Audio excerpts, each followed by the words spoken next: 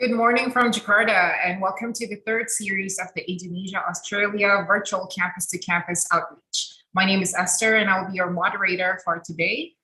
And I'd like to give a brief introduction about this program. This virtual outreach program is brought to you by Foreign Policy Community of Indonesia in collaboration with the Australian Embassy in Jakarta. And we do this to bring university communities from Indonesia and Australia in a virtual dialogue to increase people-to-people connection. Joining with us on the Zoom right now are students and community members from Universitas Diponegoro from Semarang, Indonesia, and members of Curtin University from Perth, Australia.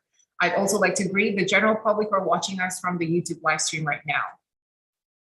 Before jumping into the lecture and the discussion session, let us first welcome the Australian Strategic Affairs to Indonesia and Curtin University's alumnus, Stephen Scott, to deliver his opening remarks. But Steve, the floor is yours.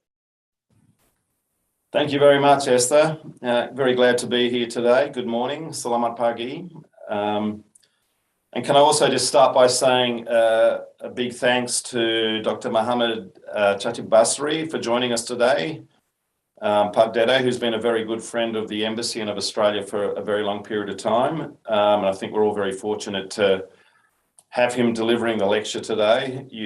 Many of you would know him very well, former Finance Minister of Indonesia from 2013 to 2014, as well as being a renowned economist and a real leader among the international academic community as well.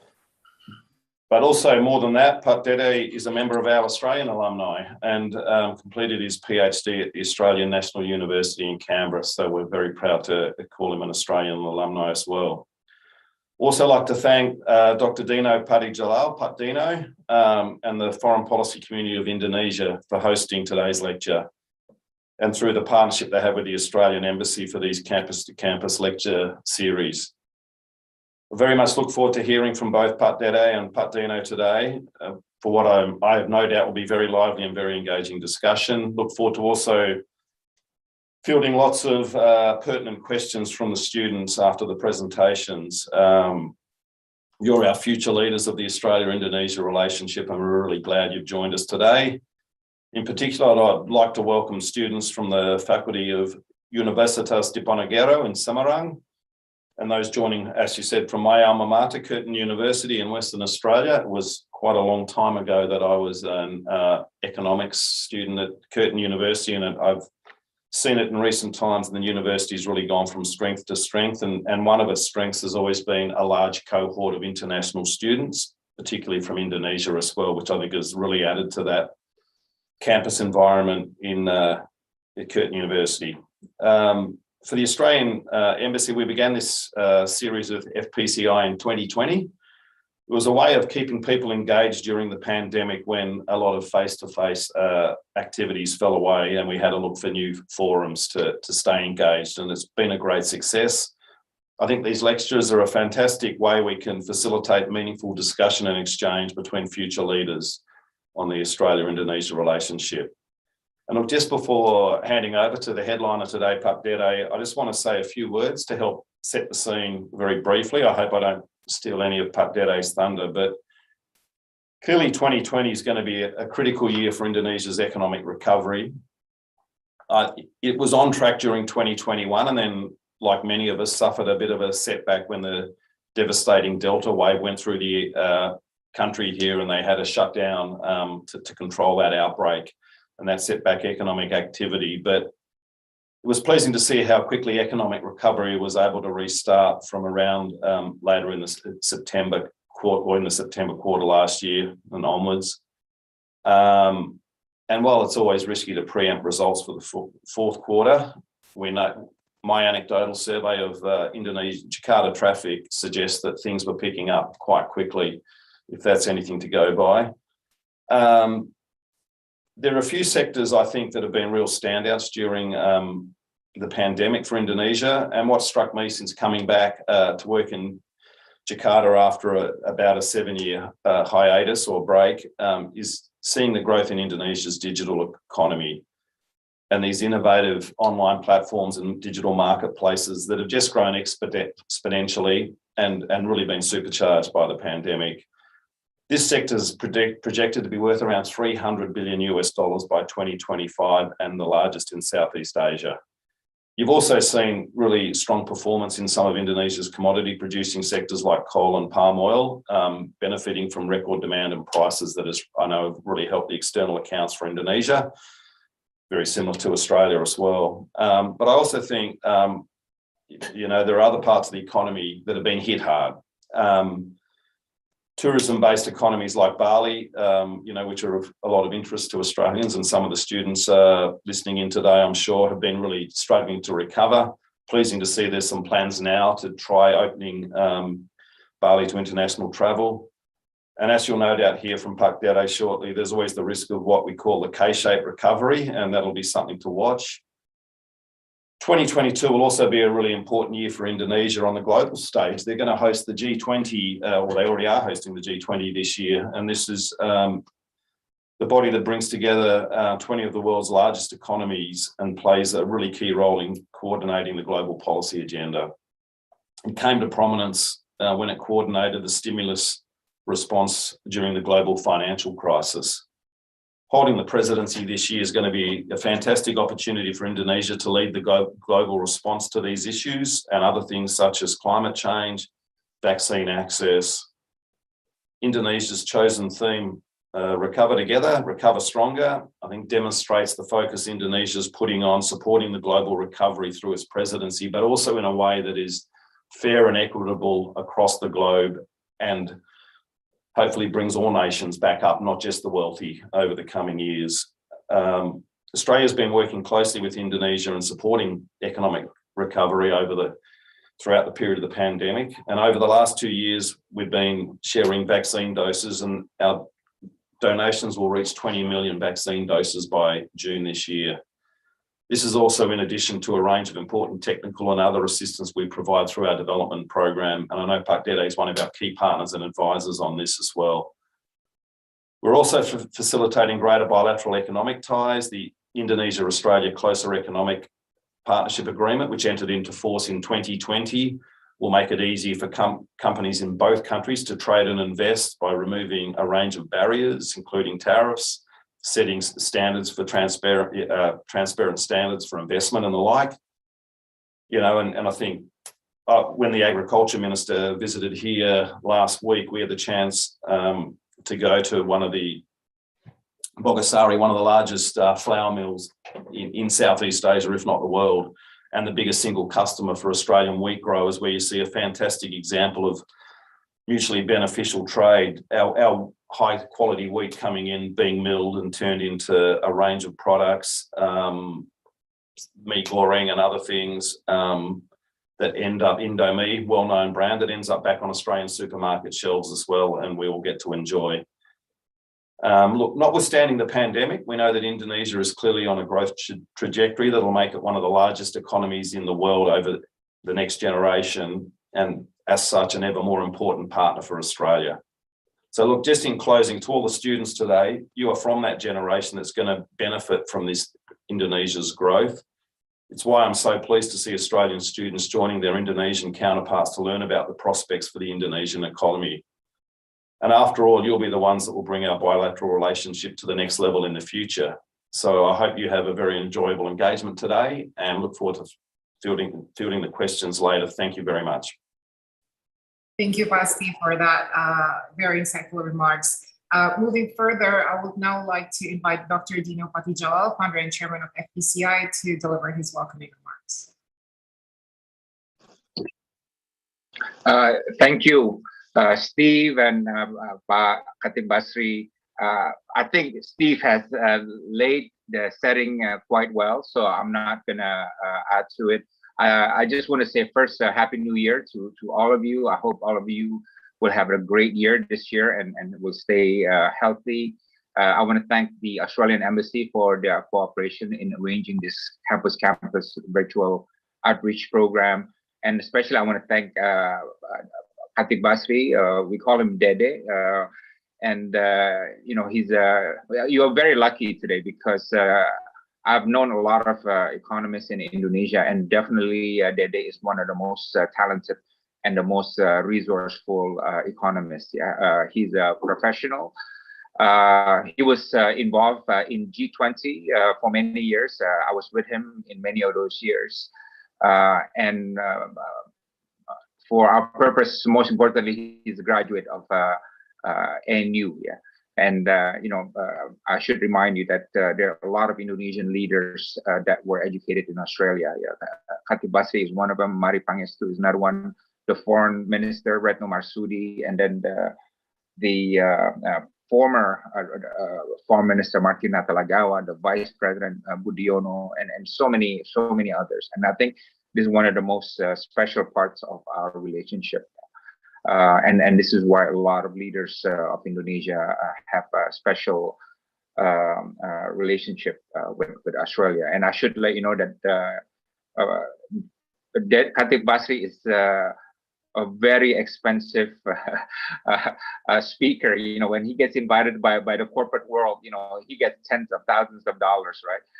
But the moment I said, hey, can you speak to Indonesian and Australian students, and I get to take you out for coffee at Starbucks as the payment, and he says yes immediately, anything for Australia, right? so that thank you very much for your friendship and for your continuing ties with Australia, and we look forward to what you have to say today.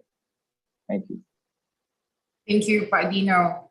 As has been mentioned, today's dialogue theme is economic recovery and growth in Indonesia post-COVID-19, and we have a very special guest delivering the lecture today, none other than Dr. Khatib Basri, or Pak Dede. Pak Dede is a former Minister of Finance of Indonesia. Previously, he was the chairman of Indonesian Investment Coordinating Board. He is also a member of various international advisory councils, including the World Bank Advisory Council on Gender and Development, Group Eminent Personalities of OECD Development Center, and the Advisory Board of Center for Applied Macroeconomic Analysis at the Australian National University. He is also a member of the governing board of the Lee Kuan Yew School of Public Policy at National University of Singapore. Before moving forward, a bit of housekeeping rules for our Zoom participants today. You may raise questions to Pak Dede at the latter part of the event by using the raise your hand feature at the bottom of your screen. Once you're recognized, you can unmute yourself and state your question. But before then, without further ado, Pak Dede, the floor is yours. Thank you very much, Esther. Can you hear me now? I can hear you well, Pak. A very good morning to all of you. Thank you very much, Pak Steve, for the initiative, and also Dr. Dino Patijalal for the invitation. Dino and we are a member of the so-called the MAS, the Mutual Admiration Society. He scratched my back and I need to scratch his back. Yeah, but I'm very happy this morning that I can share my perspective regarding the Indonesian economic outlook, and I'm glad that students from two very good universities, from Curtin and also the Universitas Diponegoro, will join us this morning. I forgot when was the last time I visited Perth, but I always envy with the students who are living in Perth. I used to be a Canberran, yeah, and I told Steve that Canberra is the opposite of Jakarta. Jakarta is a city without plan. Canberra is a plan without city, yeah, and even the car accident will appear in the national news because the city is so small. But for your for students that are living in Perth, I think Perth is a very beautiful city, and I do understand that Curtin University, you have a very beautiful campus, similar like the Universitas Diponegoro as well. So I do have 30 minutes. I would like to share my slides for my presentation. I'm not sure whether all of you are the student of the Department of Economics, but one thing that I would like to promise to all of you, I will speak in the human language. Yeah, because the problem with the economists is they always like to speak in the language that no one can understand, and the more people confused, the better they are as an economist. But this morning, I would like to, if possible, to be a bad economist, so all of you can understand what I'm talking about. So let me start by giving a sort of like a background about what is happening in the global economy nowadays. Steve mentioned about the issue of the pandemic, the access of vaccine. One thing that I would like to share with you, if you look at on this graph on the top left-hand side, you can see that a different pattern of the economic recovery. Yeah, you will see the world advanced economies, EMDs is emerging developing economies, and LICs is lower income countries. If you look at the advanced economies, the recovery path will be more or less like the V shape, like Steve mentioned. But if you look at the emerging developing economies, is more or less like a swoosh shape, like a Nike logo. And if you look at the country like African countries, is the green line is steadily decline. The question is, what are the factors determine the economic recovery? And if you look at on the panel B, you can see that one of the main reasons is the economic recovery will depend so much on the access to vaccine. Yeah, because countries who have an access for vaccines or ability to address the pandemic will recover soon. And I did conducted a sort of like a very simple to estimate to look at the correlation between the total vaccination per 100 people and economic growth projection. And it is very interesting. We have a positive correlations, means that country who has a relatively high level total vaccination per 100 people would have this higher economic growth projection. Yeah, so somehow this reinforced my argument that the economic recovery will depend so much on the access of vaccine or the ability to address the pandemic. So Pak Steve and Pak Dino, I would call this current crisis is an economic crisis that the mitigation or the solution may come from the Minister of Health rather than Minister of Finance or Governor of a central bank, because the health issue is really the essential issue of this, the gist of the problem. If we are not able to address the issue of the pandemic, then we will not have the economic recovery.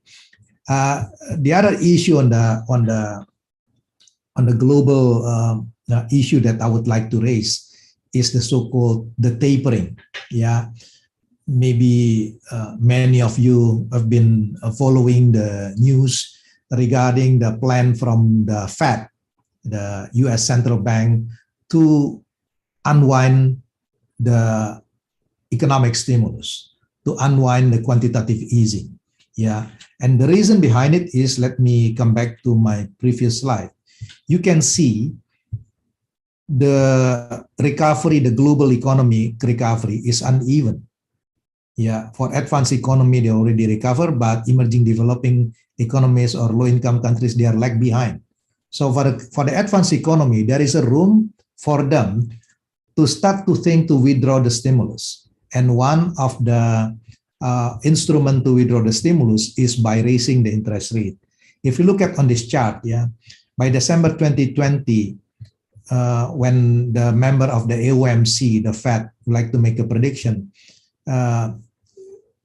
none of them, probably only one of them, believed that by 2022, the Fed should raise the interest rate. But look at, based on the projection June 2021, almost half of the member of the FOMC believe that the Fed should start to raise the interest rate. And this will have an impact to the global economy, including Indonesian economy. I was on the hot seat back in 2013 when we had to manage the taper tantrum, yeah, at that time. But the question is whether are we going to repeat the taper tantrum again, or are we going to see the taper tantrum 2.0? Maybe the answer is no. The reason behind it is, if you look at the share of the foreign ownership in our government bonds, yeah, in 2013, when I was at the MOF, the share of the foreign ownership in our government bonds was around 32%. And if you look at by end of October 2021, it already declined by to become around 22%. The latest number, if I'm not mistaken, is around 19 or 20%. What will be the implication? Because the mechanism will be as follows. If the Fed start to raise the interest rate, then the US economy will provide a better return for the investor. Then the capital will flow to the US economy. As a result, some foreign investor that already put the money in Indonesian government bond, they're going to sell the Indonesian government bond and bring the money back to the United States. For that reason, there is a risk that the rupiah will depreciate against the US dollar. Yeah, but if the share of the foreign ownership in our government bonds is relatively small, then we will not see the major impact like what we had back on 2013. The other issue that I would like to raise is the returning of the commodity super cycle, and two reasons for it. The first one is because the disruption on the supply side, the surge of the global demand, of course, will increase the demand for energy. Yeah. At the same time, China, for example, as a country with one of the largest demand for energy or palm oil, decided to achieve the target of this green economy, decarbonization. They start to reduce the production of the coal. So the coal supply dropped in China, whereas at the same time, the demand for coal increased quite substantially. And you can guess, immediately, the coal price skyrocketed. Yeah. At the same time, China also imposed import ban from Australia because the political tension. And then I think in this particular issue, Australia get a benefit because the coal price increased quite substantially. Yeah. The question is how long this is going to happen. Yeah. If you look at from the data, there is a sort of like historical facts that especially after the Fed start to raise the interest rate, people shift their investment from the physical commodities like storable commodities or energies into financial. So as a result, the demand for commodities will decline. And with the strong dollar, this make the price of coal or commodities become very expensive in the home currency. So we would expect perhaps by 2023, the coal price started to back to the normal again. Yeah. So I think the Australian economy, the Indonesian economy need to prepare that this commodity super cycle will not be as long as what we had back on the 2007 or 2008. Yeah. Now let me continue. The other issue on the global side that also will have an impact is the supply chains. Yeah, something that we learned from the pandemic is don't put all your eggs in one basket. And it is very important to maintain some domestic demand. Yeah, because if you don't have your domestic market, then you depend so much on export. When the global economy collapses, then you will see the huge contraction on your economy. That's the thing that we learned from the case of Singapore. Last year, they had a very deep economic contraction. But the good news is a country like Singapore, for example, because their export to GDP is more than 200%. When the global economy start to recover, they recover faster than country like Indonesia because the share of our export to GDP is around 25%. The second aspect that I would like to raise regarding the supply chains is we learned that it is very dangerous if we rely everything on one particular country. So we need to diversify the supply of the supply chain. Yeah, we cannot only put the production base only in China, on one particular country. So we need to diversify the supply chain base, the export base, and country's destination. So diversification is the key word. Yeah, and then the other thing that we learned also from the pandemic is move more into digital. I would imagine, what is happening now with the supply disruption. If China get affected, they cannot send products to country like United States or maybe Australia or Indonesia. So how do we handle or manage the situation? I would imagine in the future, if we have these 3D printings, for example, then what would happen? As long as we have the design and the raw materials, we can just print it out, and we will have the product, in Indonesia, for example, without sending the product. So in the future, regarding to ensure the supply chain is there, is we are moving into more AI and high tech, and the role of the information or the artificial intelligence is a very important, because if we need to find the source of the supply chains, we can find where the stock is available, and the number of stocks, etc. So the implication of the diversification of the supply chains is there will be a relocation of investment, outside China. They will find some opportunities in some ASEAN countries, including Indonesia. So I will see these opportunities, but if you ask me whether this will be materialized or not, it depends on whether we are able to provide good investment climates. So that is why the issue of this omnibus law, etc., become very important. We can discuss about it later on. The other issue is maybe companies will change their mindset, from the just-in-time manufacturing stock model to become like just in case, because somehow you still need inventory if there is something happen on the, because the supply chain disruption. Now let me move to the Indonesian economy. Pak Steve mentioned about the so-called the K-shaped recovery. I took the data from the Bank Mandiri based on their transaction, their incoming transaction, and we classified based on the people who have this fixed income salary, or the employee, entrepreneur, and people who are working on the informal sector. So I put the 100 as a basis, is a pre-COVID situation, it's a normal situation. You can see, I'm referring to the until October 2020. You can see that on the informal sector, their income dropped by around 30%. But what about people with the fixed salary? Not much affected by this. The business people, small, medium enterprise, they get affected around 15%, but the informal sector, they get hit severely by this economic crisis. And the reason I'll explain to you later on, that at the same, on the contrary, look at, this is the deposit growth based on the number of savings. $5 billion is equivalent is 500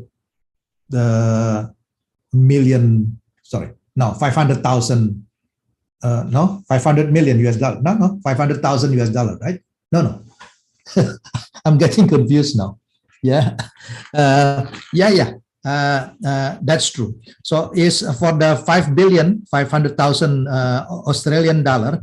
If you look at the people who owns the 500,000 Australian dollar for savings, they grow by around 17%.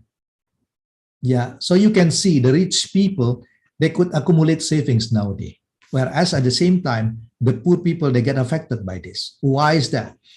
Because in the case of Indonesia, unlike in Australia, because in Australia, Steve, you have the so-called the dole system, right? You have the unemployment insurance. So people could afford to stay at home while the Australian government will provide the unemployment insurance.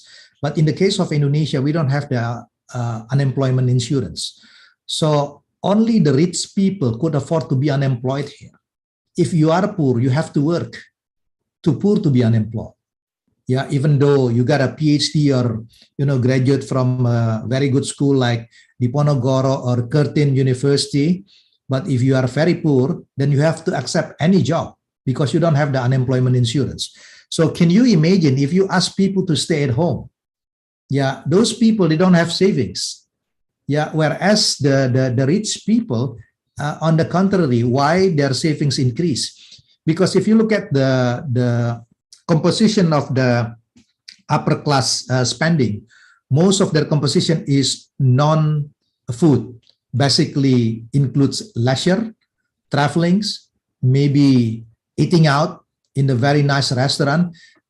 Let me put this way: the best way to identify the upper class in Indonesia is by looking at their Instagram, and most of their Instagram showing their experience on traveling, eating out, etc. But those kind of activities cannot be done during the pandemic. So as a result, they have to cut their consumption. So they accumulate savings and they put the money in the stock market and the bond market. But for the poor people, since they have to stay at home, they don't have savings, then we will see the possibility of the K-shaped recovery. So that is why focusing on the inclusive development, focusing fiscal allocation for the inclusive development is very important. Look at this. This is the impact on the employment. You can see the unpaid contributing family worker increase. Maybe not the number of the open unemployment, but the unpaid contributing family workers increase because they have to work. And they work with the family, become like in the formal sector. And don't forget, most of the people who work in the formal sector are women. Yeah, so they are really affected by this pandemic. Now let me move. Steve mentioned about this, mobility.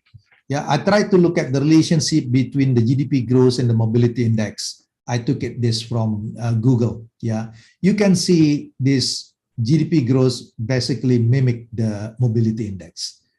The economic growth will depend so much on the mobility. Why is that? Let me, since you are all of you are students, so let me talk a little bit in from the conceptual perspective.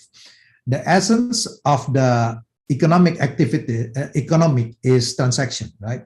And if you are talking about transaction, then you are referring about the activities in the market. By definition, market is a place where people will exchange the goods and services virtually or physically. With the pandemic, we ask people to stay at home. So all the activities that require physical presence cannot be undertaken. Yeah. So only sectors that can be substituted by the digital will survive. And that's explained why user experience will be affected very much by this pandemic, because you cannot substitute going to Bali by only watching YouTube going to Bali. You cannot substitute staying in the hotel by only watching YouTube stay in the hotel. And this reconfirmed by the spending index. Again, this is big data from the Bank Mandiri. This based on the spending index. You can see every time the government imposed the restriction, we call it the PSBB or the partial lockdown, yeah, in March 2020, the economy, the spending collapsed because people have to stay at home. Very similar in Australia as well, everywhere in the world. Once the government start to reopen the economy, then the mobility back, the transaction, are taking place, then the economy is moving. But every time, like in the case of Delta, if you recall what happened last June, for example, when we had the surge of this Delta, the government imposed, we call it the PPKM level 4, yeah, the mobility restriction. Then you will see that, the spending index drop, then recover again. So Steve mentioned about the possibility of the economic rebound in the fourth quarter. I think the data, this Mandiri spending index, reconfirming what you said, Steve. If you look at this spending index, is much higher even compared to like what we had before the pandemic. Yeah, but interestingly, it all happens in everywhere all over Indonesia except in Bali and Nusa Tenggara, the blue line. Why is that?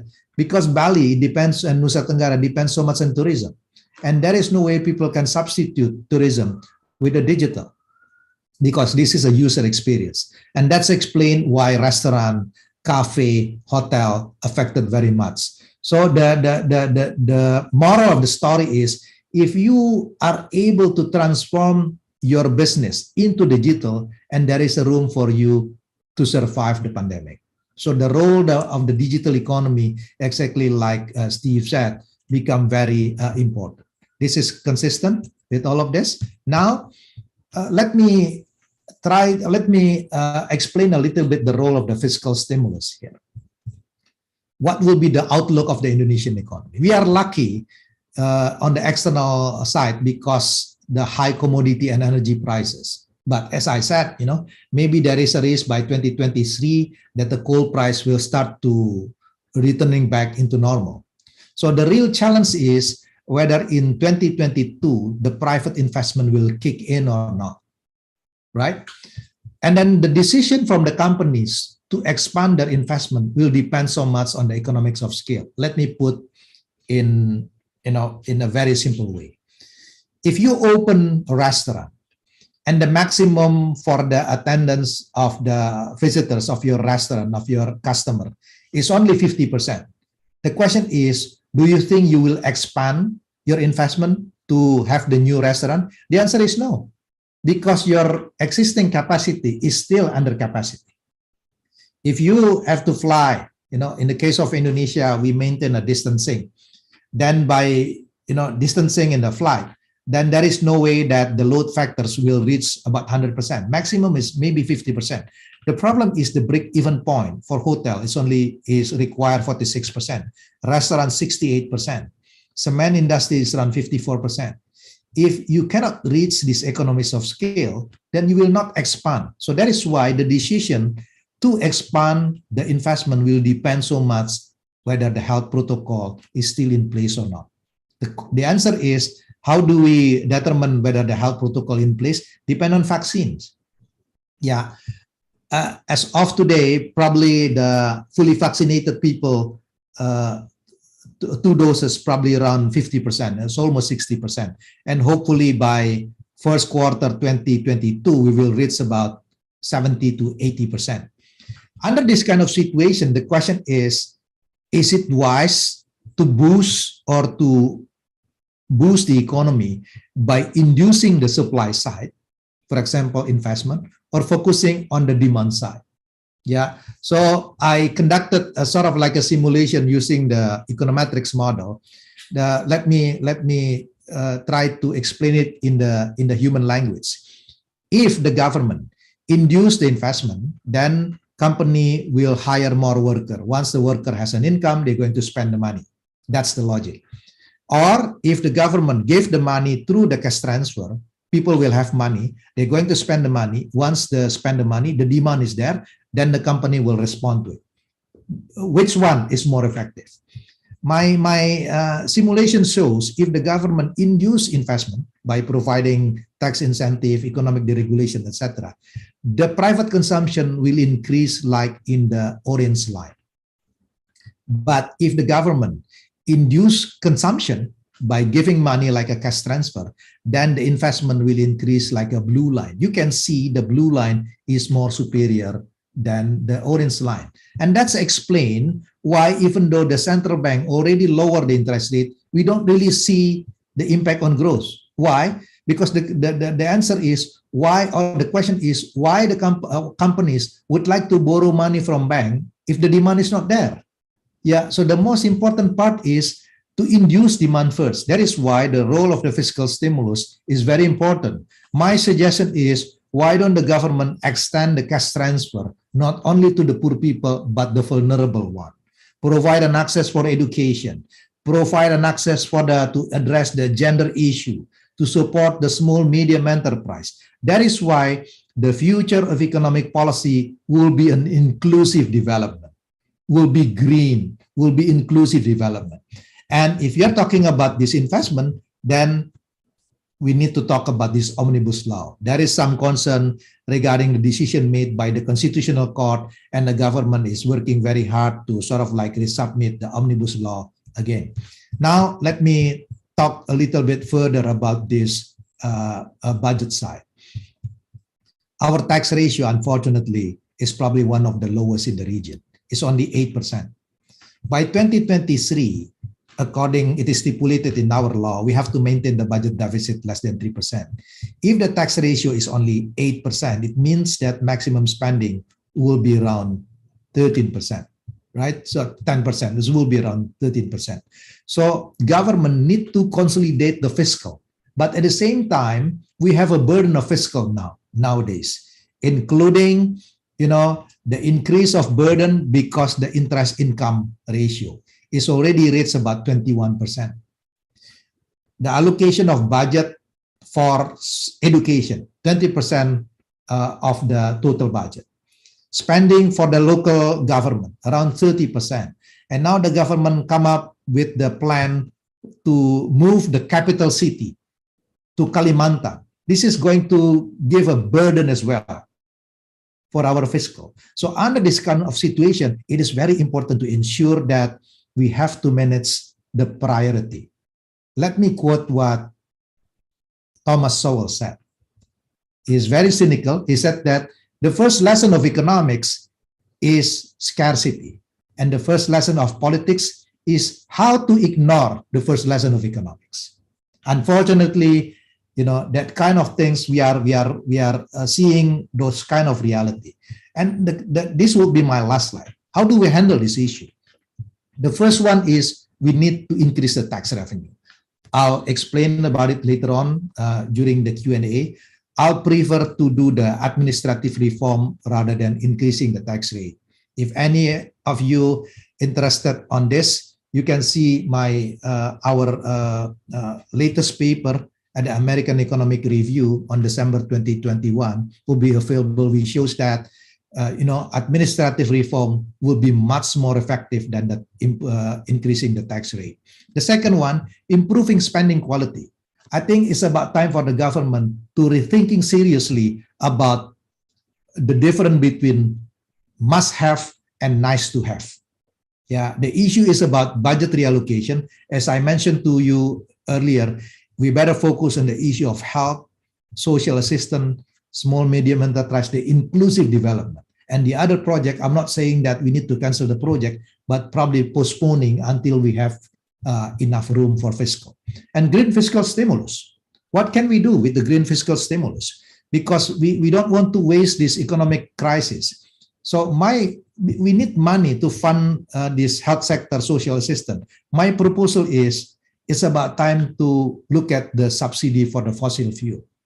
If we could reduce the subsidy for fossil fuel, because the one who take the benefit from the subsidy of the fossil fuel is middle and upper class. Why don't we redirect the subsidy by giving the subsidy for the poor people by direct cash transfer and use the rest of the money to help the health sector and social assistance. And if we conducted this kind of policy, I do believe that we are able to maintaining the fiscal sustainability. So Esther, I think I leave it up here and I'll be happy if there are any question or comments later on. Thank you. Thank you, Pak David. There's a lot of interesting facts and figures and certainly a lot of knowledge to be digested by our students here in the Zoom. So I will be taking a question first from the YouTube chat room. We have a question from Cassian from Curtin University. Cassian is asking, as Indonesia and Australia must transition to a green economy, finance has been the primary obstacle, especially for developing countries. So how can they fill the fund gap in ensuring that the green transition is realized and on track? Sorry, I couldn't hear you clearly. Can you repeat the question again, Esther? Certainly. So Cassian from Curtin University is asking, how can Indonesia and Australia, who must transition to a green economy, fund their transition and to make sure that this green transition is realized and on track? Well, this is a very important and very good question because there's a lot of similarities about the structure of the economy between Indonesia and Australia. Both of us are resource-rich countries, yeah. And then I believe that it is very important for us to have this roadmap to shift from the so-called the fossil fuel into the renewable energy, yeah. Two things that we have to look at this issue more seriously is the transitional risk. Because if we sort of like, cut the production on the fossil fuel, there will be impact on the supply side. We will see the negative impact on our economy.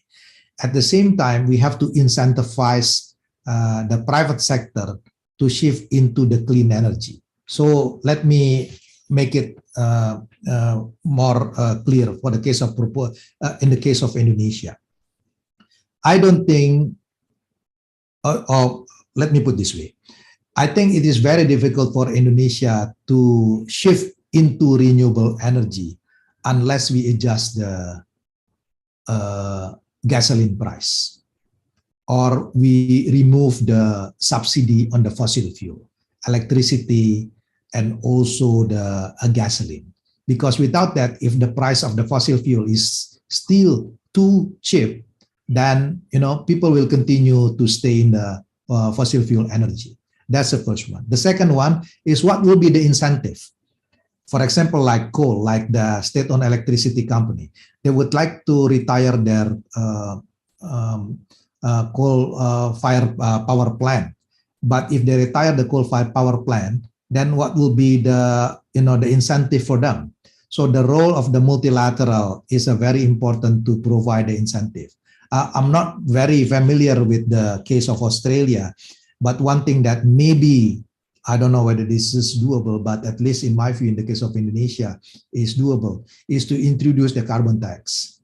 Yeah, in order to sort of like to reduce the demand for the fossil fuel.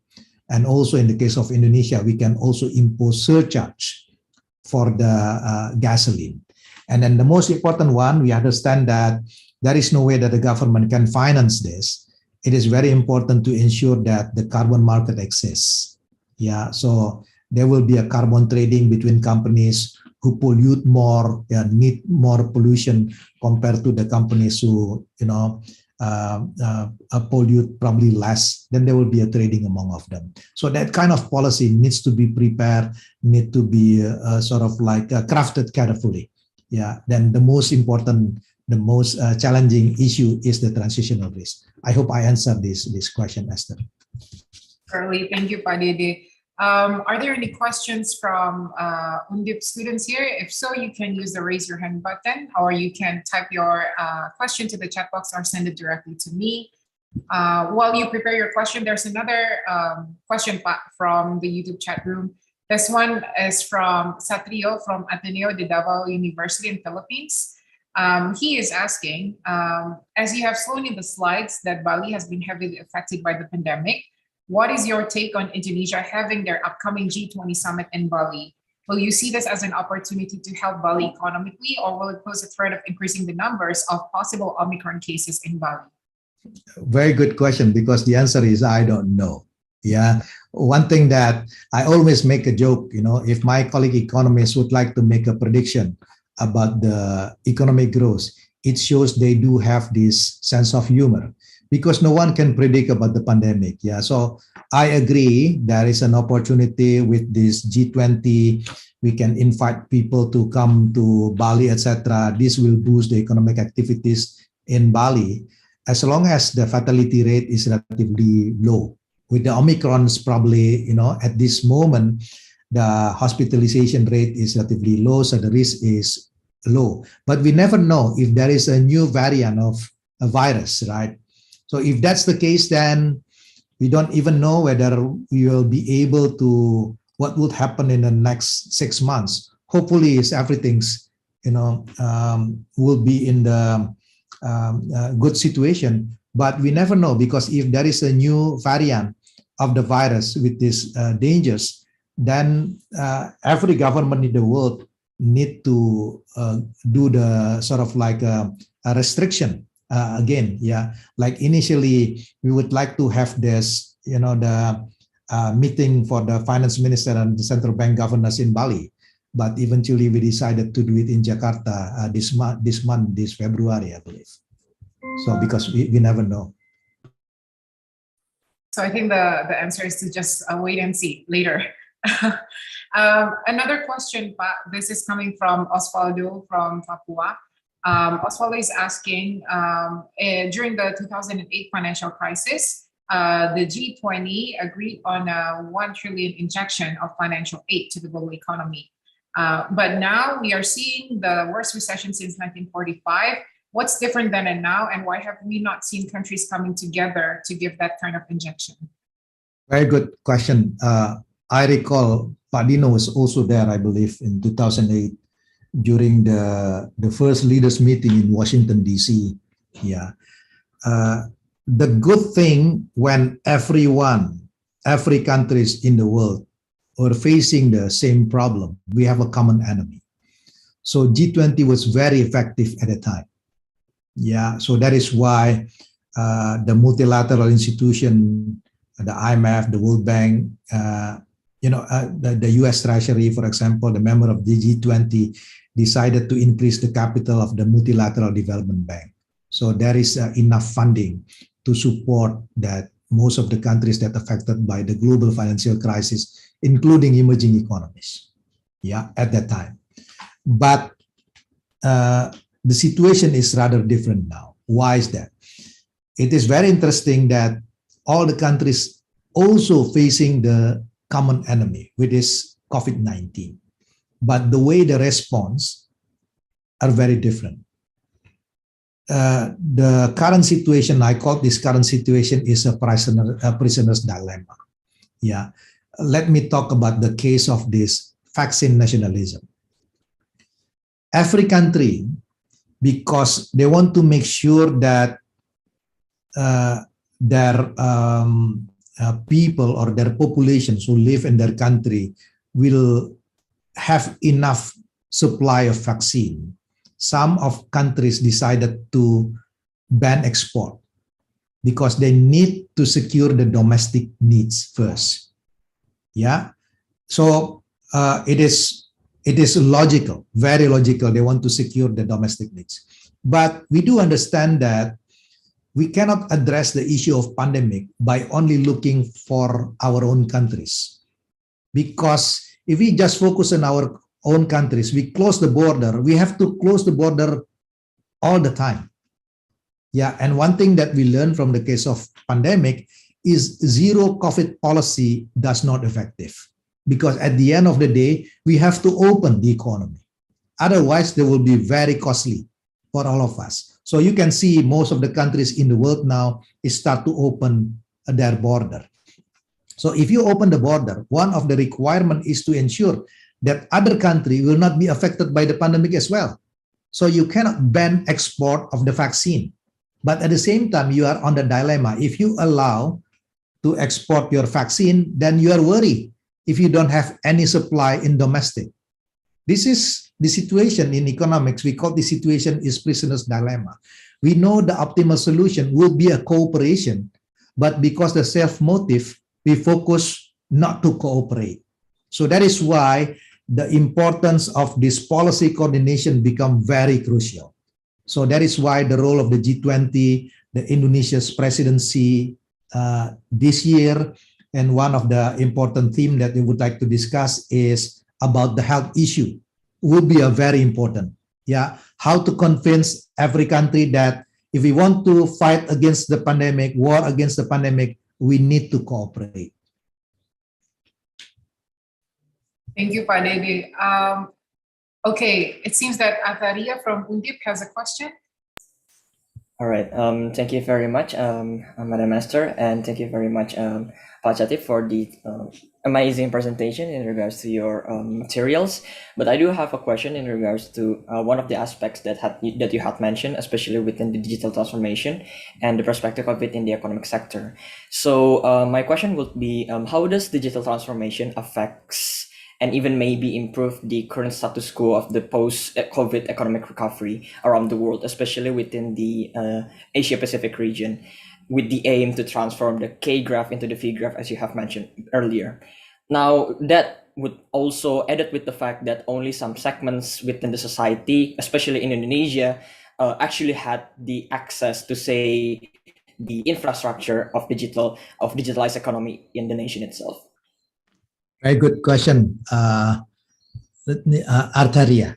A very good question. I completely agree with you. That is why I think if you ask me what the government should focus on regarding the infrastructure, my answer will be the digital infrastructure, because as I said, one of the risks with the transformation into the digital economy is the digital divide.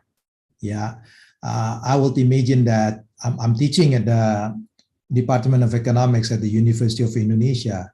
They can afford to have this online learning because the quality of the internet is relatively good in Jakarta. But what about our friends in eastern part of Indonesia, for example, in Papua, in Timor? So that is why it is very important that the government should focus on the issue of this, addressing the digital divide by building the infrastructure. That's the basic of it. But I have to say that I can see the opportunities that this digital economy will also help the small, medium enterprise. Why is that? It's very hard for me to imagine in the past that small local coffee producer in Sulawesi, could sell their product. But now it's feasible because the platform, because the market, right? Because the market, we never know, we didn't know there are so many good local restaurants before we know it from Grab Food or GoFood, right? But nowadays that become feasible. I don't know. You are still young. I'm a dinosaur, But let me tell you the story here. The history of the culinary in Jakarta is perhaps started back on the 1998 during the Asian financial crisis, because at that time, because the Asian financial crisis, people had to survive. And the way they survive is very similar like what people are doing now. They sell food. Yeah, they were selling food at that time. We have the so-called activities, I don't know whether it still exists or not. We call it the warung tenda. So they open a sort of like a stall, in the evening. Most of them are even the famous people, artists. Yeah, they open a stall during the night. Nowadays, if you look at what happened to the ibu-ibu rumah tangga, or families, they also sell food. But they don't, because the pandemic, they cannot sell physically, right? What they do is through Instagram or Facebook, but very similar. But this digital economy allows them to go for the market access to sell their product. So on the one hand, I agree, as long as the government could address the digital divide, this digital economy could also help the small, medium enterprise by helping them to give a platform. The second one is financial inclusion. Yeah, because they can access money now. Yeah, home technology. People can stay at home, but at the same time, they can take care of their kids and still work. And this home technology helps a lot on the issue of the gender development and small, medium enterprise. I hope I answer your question. Thank you, Pa. Are there any more questions from Undip right now? Okay, Rifa, please do. Thank you. Following Atharia's question, I would like to ask, what is Indonesia's main goal and strategy in adopting the term digital transformation?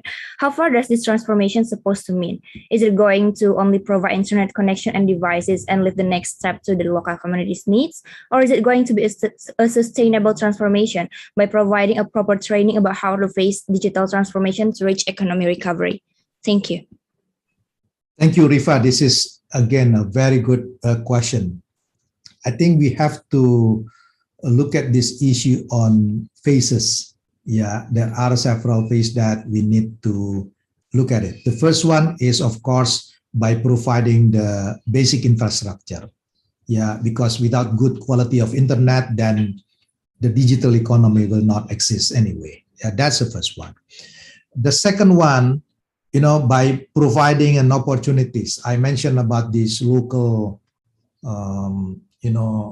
coffee producer in Sulawesi. Now they can sell their product, etc., like a platform, the market access, the e-commerce. But the next stage is the most important one, is to create a talent. Yeah, and this is very important. Why is that? Because this will require skill. Yeah, let me give an example. I would imagine that maybe one day Grab Food or Go Food needs to work with the insurance company. Why is that?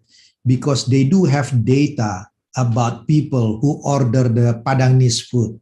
And you know the Padangese food, they are very relatively high cholesterol for that. Then you can profile people with the risk of their health. And this could be used as the premium for their insurance. Right? This is just to give a very simple example how important data. Yeah. If you make mistake, Riva, God may forgive you, but Google will not forgive you. So you can do, you can trace the behavior of the people and putting into algorithm to do the profiling. And based on that, you can identify what kind of behavior of activities of the, your customer.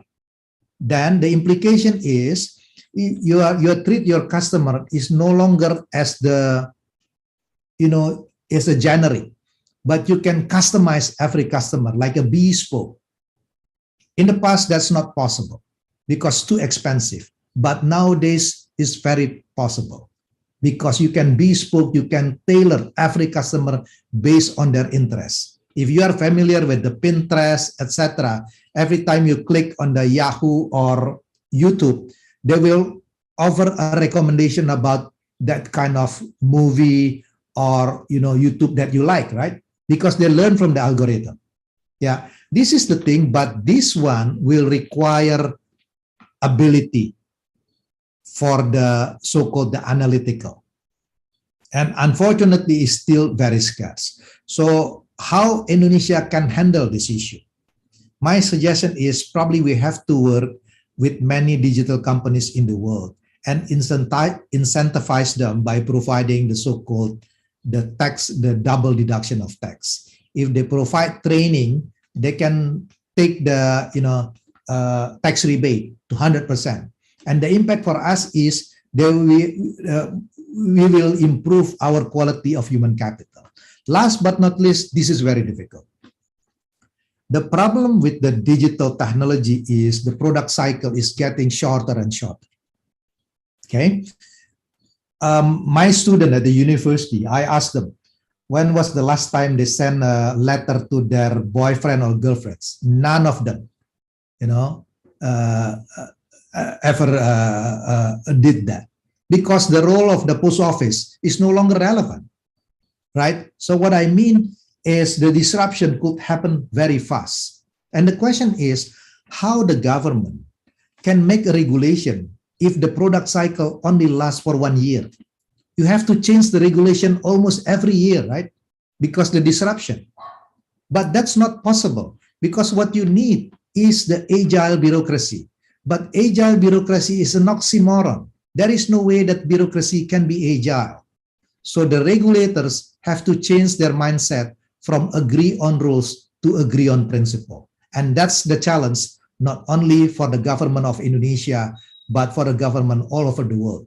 So if some people worry about the industrial 4.0, I'm more worried about the government 4.0 because there is no way that regulators can catch up with the innovation. Thank you, Rifa, for the question and Padidi for the answer. There's a question from the YouTube chat from Simon Munich from Curtin. Padidi, you said that there is a cost to move the capital from Jakarta to Nusantara. Can you outline any positive economic impact of the move? The good thing is the design of this new capital city will be green and smart. So somehow, the good thing is we can start from the scratch to design a very good city. Yeah, environmental friendly, digital friendly, is a very modern, we can design from the beginning. The second aspect is, I have to say that it is true that maybe Java is overpopulated probably in the next 20 years. Yeah, and there is a risk. Some people already make a prediction about possibility of the Java Island will, risk of sinking because the rising of the sea level. Yeah, that's the reason why the government has some idea to move the capital city. Yeah, we can debate it, but that's the main argument is probably Jakarta is overpopulated, etc. But one thing that we have to look at it is about timing. Do we need to do it now? Do we have enough fiscal room to do so? Yeah, about timing, etc. It's more on that. The debate is more on about the timing rather than the question is, do we need to move to Jakarta to the new capital city? Thank you, Pak. We have a question from Alandra, and Alandra would like to ask, Indonesia is the biggest economy in Southeast Asia, but we still have a lot of population that are almost poor. So how do we ensure that during the pandemic we pay enough attention to the almost poor so they don't fall beneath the poverty line? Very good question. So from the beginning, I mentioned in my presentation about the importance of the so-called the cash transfer. Yeah, I believe in we call it in Indonesia, we call it the BLT or paycheck in Australia. Yeah, and my recommendation is we need to give this cash transfer not only for the poor people but the vulnerable one. So let me put this way: the poor people in Indonesia, based on the definition, is $1.75 spending per day. Yeah, would be considered poor. But if you look at the data, there is a group of people that under the World Bank classification is classified as the aspiring middle class. They want to be a middle class, but they don't have enough purchasing power to be on that level. Yeah, and if you look at the number of this group of people, it's probably around 120 million people. Yeah, my proposal is even probably the government can go to provide the cash transfer not only to 120 million people, to 160 million people. Is more than 50%, 60% of the total population. Why is that? Because some people were not considered poor before, but because the pandemic they lost their job, will be considered will have an impact because of that. And 160 million people, probably around, because if we assume that one family will comprise of 4 people, parents and 2 kids, then you are talking about 40 million household, right? And you give the money, you give the cash transfer for the 40 million household, not 300,000 like what the government is doing now. Give 1 million, but don't provide the cash transfer as high as the minimum wage. Because if that's the case, people will not going to go to the labor market. They will stay at home, because what's the point to go to the labor market if the minimum wage is very similar with the door, right? So you give is probably 1/3 of the minimum wage, 1 million. If you're talking about 1 million rupiah per month for every household, you're talking about 40 million. You need 40 trillion. Yeah, 40 trillion rupiah. And you probably needs to do it around 3 months and 4 months. You are talking about 160 trillion rupiah. And that's possible. Yeah. If you provide this for 4 months, at least you give sort of like room for them. If the government asks them to stay at home, they do enough savings to stay at home. Then this will reduce the pandemic. That will be the solution, But of course, we cannot continue with the cash transfer, because once we are able to address the pandemic, people can go back to work. Then, we could stop the government support of the paycheck or the cash transfer. Thank you, Pak. A follow-up question to that. There's a lot of debate saying that universal basic income or UBI is really important at this time of the pandemic.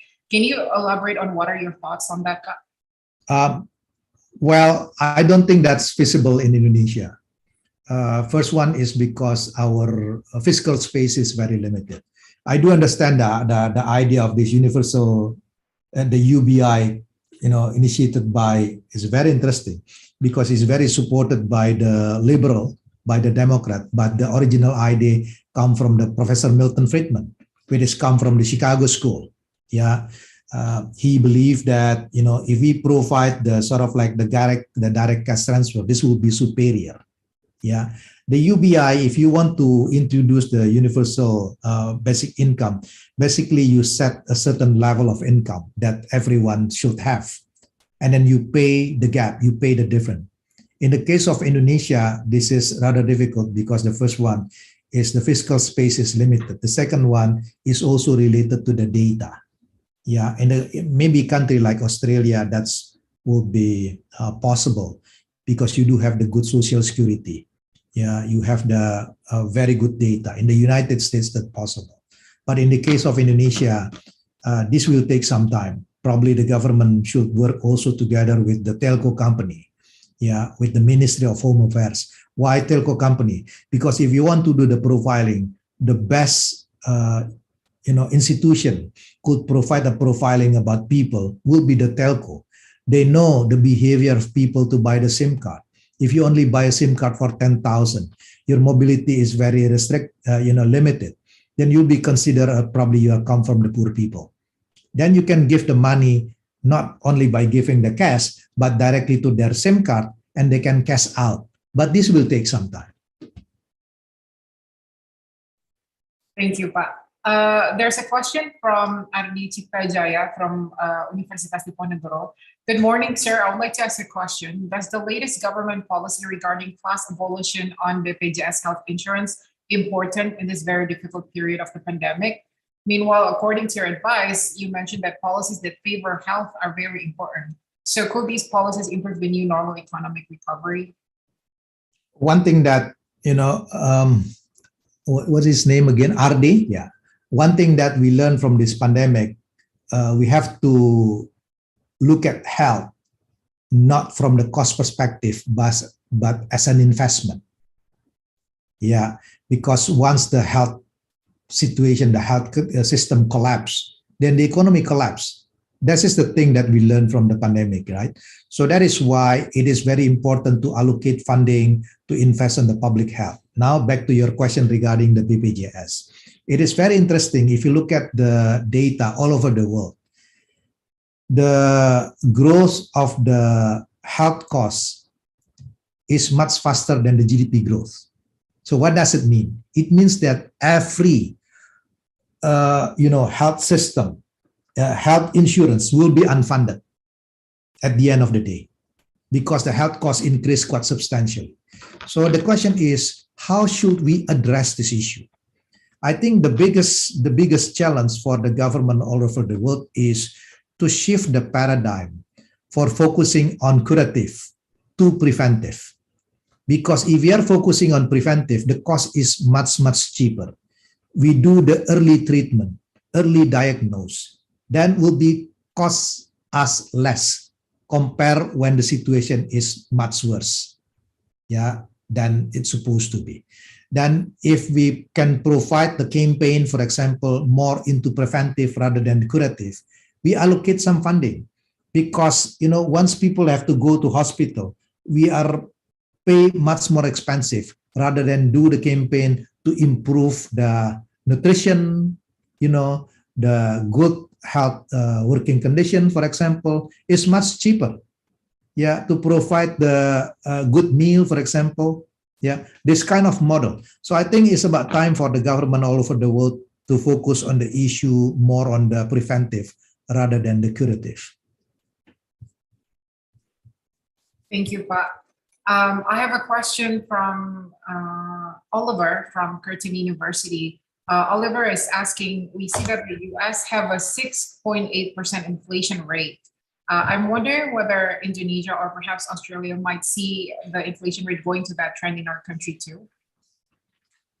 I'm not an expert about Australia. I haven't got a chance to look at the data, but this is the way I look at the situation. in the case of the United States, the recovery took place much faster than a country like Indonesia or Australia. So I would imagine, and then don't forget, in the case of the United States, they provide the paycheck, the cash transfers much larger than Australia or Indonesia. They are running, their budget deficit is very high. So you would imagine if once the mobility back, you give money, two issues there. The pent-up demand, people, during the pandemic, they cannot consume because what's the point for them to buy the branded handbag or suit? Yeah, because they stay at home. Now, when they're back to the normal activities, they need the new suits, maybe the new handbag, etc. They're going to buy a lot of things. At the same time, they receive money from the government. This induced demand much faster than the supply that available. And that's the reason why the inflation in the United States went up very significantly. In the case of Indonesia, we are still what I call in the Keynesian range. The purchasing power is still relatively weak. So perhaps we won't see the issue of this inflation this year, but maybe next year we need to look at this issue more carefully. I think maybe the similar situation in Australia. I don't know about this, but once the economic activities in Australia back to normal, the demand is there, then the supply disruption may create a problem of this inflation threat. Then maybe by that time the RBA should look at the possibility of the raising the interest rate. Thank you, Pak Dede. Another question from Paulino Barus from Universitas Diponegoro. He's asking, how do we finance the energy transition to stay efficient while funding is currently prioritized for the pandemic? I know you mentioned earlier the establishment of carbon market is really important, but perhaps you can elaborate on other innovative financing we can take on. Paulino, if you want to, let me put this way. Climate change or green economy is a luxury goods for many countries, developing countries, because they do believe that their main issues or problem or concern will be on the issue of poverty, unemployment, the day-to-day problem. And they always look at the issue of the climate change, the green is something that a long-term issue. Because of that, because they have to deal with the routine issue, they don't really care about it. So that is why many governments in the world, in developing countries, do not put the priorities for the green. So how do we address this issue? From the political economy perspective, we should link this day-to-day problem, the poverty, the health issue, with the issue of green. Because otherwise, the government will not put the priorities on that. Yeah. A year ago, I wrote a piece in the Project Syndicate with Ben Olken and Rimahana. And our proposal is, I mentioned to you earlier, we need money for health, we need money for social assistance, we need money for the to support small, medium enterprise. Where does the money come from? Why don't we reduce the fuel subsidy? Because the one who take the benefit of the fuel subsidy is middle and upper class, and use the money to give the money by providing the direct cash transfer, like what we did back on 2008, like what we did back on 2013. We call it the BLT at that time. Yeah, by reducing the fuel subsidy, we could reduce the demand for the fossil fuel. And we can allocate this money for poor people, for health, and the small, medium enterprise. And this policy could be politically sound because the one who take the benefit from this policy is the poor people. And this would be good for health. So I don't see the contradiction between, prioritizing the pandemic and also, transition into the green economy if we introduce this kind of policy. I call this a policy is triple win. Thank you, Pak Dede. This is still on the topic of energy transition or green future. I have a question from Rahmadan Shah. He's asking, how can Indonesia provide future labor that is that has the capacity to support decarbonization efforts? Well, again, as I said, there are several segmentation here. Yeah, depends on the level of the education. But if you're talking about majority of people, they are very busy with the day-to-day problem and poverty, etc. So that is why the approach is we have to link the development issue with the green, the green economy. But if you are talking about this, addressing the educated one, I think they are familiar, more or less quite familiar with this, with this issue. Then you can talk about something that more sophisticated.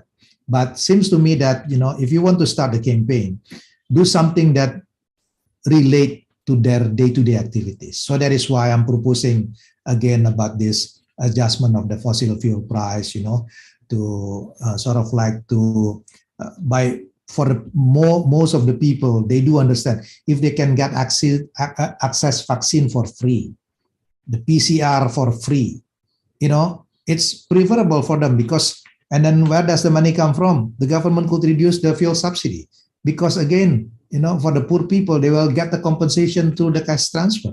So that kind of a model, strategy, campaign somehow can sort of like encourage the younger generation for the different level of income to support the issue of this decarbonization. Thank you, Pak Dede. I'm wondering whether there are any questions more from the participants in the Zoom, noting that we have about 3 minutes left before we have to close the discussion.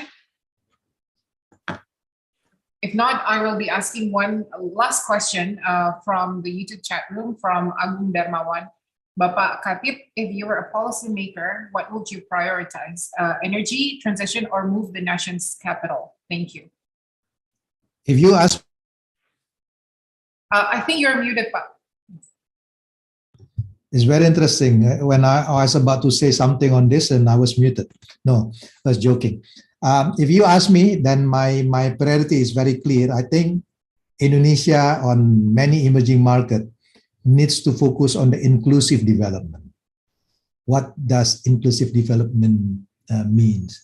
It means that we need to focus on the support for the vulnerable groups, access for education, access for the digital infrastructure, investment and health, to address the issue of the K-shape. Once we are able to address this issue, then we can talk about other priorities. Yeah, for other priorities, I'm not saying that we have to cancel it, but probably we'll talk about it once we have enough fiscal space to do it. Okay, thank you, Pak. Very strong statement. So now we are nearing the end of today's event, and I would like to ask everybody to start opening your camera before we begin the virtual photo session. But again, I would like to thank Pak Dede for his incredible presentation and the generosity of your wisdom and insights, Pak. Thank you so much. There are tons of questions that have not been answered yet. So hopefully at another opportunity, we can host you again. And for our participants today, I would like to quickly summarize some of the things that Pak Dede has mentioned today. The most important thing, one of the biggest takeaway is that Indonesia has a green future. And in order for us to pursue that, there needs to be concrete action items that we need to take, one of which is to reduce fossil fuel subsidies. I understand that it's still 8 to 9% of our APBN right now. And then secondly, vaccination rate needs to go up and up, because by vaccinating the people, they can have mobility, and mobility is positively correlated to GDP growth. And there are so many other topics that we have discussed earlier. In the short amount of time, I could not entertain everything, but hopefully this has been a very insightful conversation for both our students from Undip and Curtin University, and also other general public who are watching from YouTube. So I would like to invite Pak Dino or Pak Steve if you would like to share any closing remarks, but if not, we'll be beginning from the photo session. Esther, all I want to say is to thank Pak Dede. What an amazing presentation. And then to the students who asked really insightful questions, I thought, and drew even more of Pak Dede's wisdom out. We've worked him incredibly hard for over an hour. but I want to thank him for his generosity of his time, and to Pat Dino and FPCI and Esther for pulling everyone together today as well. Your convening power is excellent. So from the Embassy, thank you very much, everybody. Thank you, Steve. From Panino? No? Okay, so I will now ask everybody in the Zoom to please open your camera, and then on my cue, we'll be taking the virtual photo. All right. Okay, please smile in 3, 2, 1. Going to the next page. 3, 2, 1. And one last slide in 3, 2, 1. Wonderful. Thank you so much, everybody, for tuning in. And please stay tuned for future information about the next Indonesia, Australia virtual campus outreach. Have a good day to everyone. Thank you. Bye-bye. Thank you. Thanks for having me. Bye. Stay safe. Thank you, Pak Dede. Great Thank you. presentation. Thank you. Thanks, Thanks so Steve. much. Bye Thanks, all. Steve. Bye. Thank you, everyone. There's a lot of